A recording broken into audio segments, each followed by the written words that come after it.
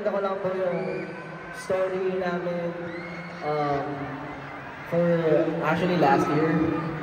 It was a tough year for SB19. Marami nangyari na hindi namin na-expect.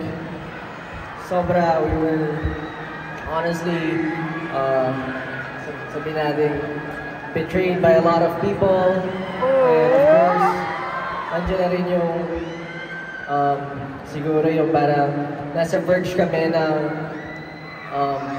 iniisip namin kung magpapatuloy pa ba kami. Pero,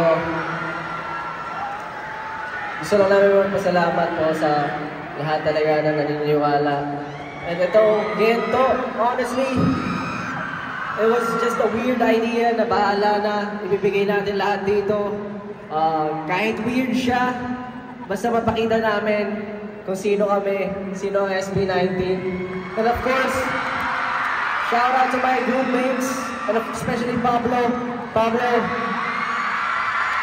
Hindi, guys, si Pablo talaga ang reason bakit nagawa ang masterpiece ng ganito.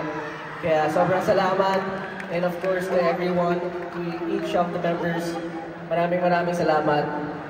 At ayun, hindi ka basta makakita na ganito. Thank you, Mr. Spinell.